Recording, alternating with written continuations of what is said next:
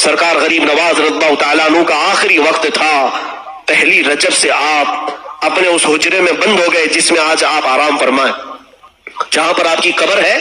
یہی آپ کا گھر تھا، یہی آپ کی جھونپڑی تھی جس پر گنبد بنا ہے۔ یہ حجرے کے دروازے آپ نے بند کر لیے، پہلی رجب کو جو گئے، دوسری میں باہر نہیں، تیسری میں باہر نہیں، چوتھی میں نہیں، پانچویں میں نہیں، 6 رجب تک دروازہ نہیں کھلا، نہ کوئی پانی باہر سے گیا ہے، نہ کوئی کھانا باہر سے گیا ہے۔ مریدین انتظار میں تھے کہ شیخ اب نکلیں گے کہ اب تب نکلیں گے۔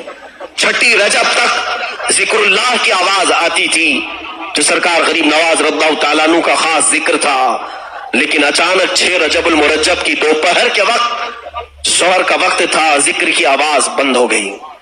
ذکر کی آواز بند ہوئی تو موجود جو آپ کے مریدین متوسلین تھے، دروازہ توڑ کر جب وہ اندر گئے تو دیکھا ایک چارپائی پر آپ نہایت ہی آرام سے سوئے ہیں، آپ کی پیشانی سے پانی کے قطرے ٹپک رہے ہیں، اور جسم ایسا لگتا تھا جیسے کوئی غسل دے کر کے سلایا ہے۔ بہت ہی نفیس اور عمدہ خوشبو اس چارپائی سے آ رہی ہے، اور جو موجود بزرگ ہیں وہ فرماتے ہیں جیسے ہی ہم نے غریب نواز کو پیشانی پر بوسہ دینے کا ارادہ کیا، آپ کی پیشانی پر واضح طریقے سے یہ لکھا ہوا دیکھا، ھذا حبیب اللہ مات فی حب اللہ، یہ اللہ کا حبیب ہے، اللہ کی محبت میں چلا گیا۔ یہ جملہ آج بھی دربار غریب نواز کی چوکھٹ پہ لکھا ہوا ہے۔ آج جانا تو اس جملے کو دیکھنا کہ غریب نواز کی وفات کے وقت آپ کی پیشانی پر یہ جملہ لکھا ہوا تھا، وہ اللہ والا اللہ کی محبت میں دنیا سے گیا ہے اور ہزاروں کو نواز کر کے گیا، اب بھی نواز رہا ہے۔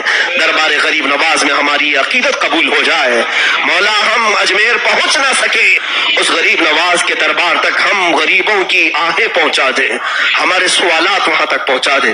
اے رب ذوالجلال، عطا تو تو ہی کرتا ہے، دروازے غریب نواز سے ہم تیری بارگاہ میں سوال کرتے ہیں۔ آج تیرے اس معین الدین حسن چشتی کا یوم وصال ہے، ان کی شب ششم ہے مولا، اس شب کی برکت سے ہم سب کے دلوں کی اندھیریوں کو دور فرما دے۔ عزیزان گرامی، معین الدین حسن چشتی رضی اللہ تعالیٰ عنہ کی ولادت باسعادت کے بعد ان کے والد ان کی اہلیہ سے، اپنی اہلیہ سے کہتے ہیں، ام الورا سے، بچے کا نام کیا رکھنا چاہیے؟ ام الورا کہتی ہیں، مشورہ چل رہا تھا شوہر بیوی میں، پہلا بچہ ہے تو ماں کہتی ہے سرکار غریب نواز کی، ہمیں مشورے کی ضرورت نہیں، بلکہ میں اس بچے کے حمل کے دوران کئی بڑے مشائخ کو خواب میں دیکھا ہے، اور انہوں نے مجھے مبارکبادی دیتے ہوئے کہا ہے کہ تیرا پیٹ حسن ہو، تیرا مولود حسن ہو۔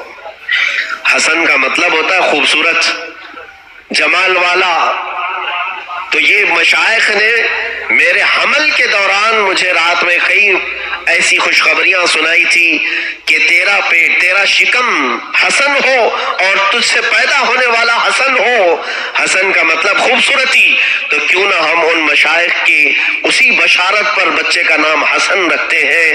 اور پھر جب ان دونوں نے حسن نام رکھا تو غیب سے ندا آنے لگی، حسن معین الدین، حسن معین الدین، یعنی یہی حسن ہے جو دین کی مدد کرے گا۔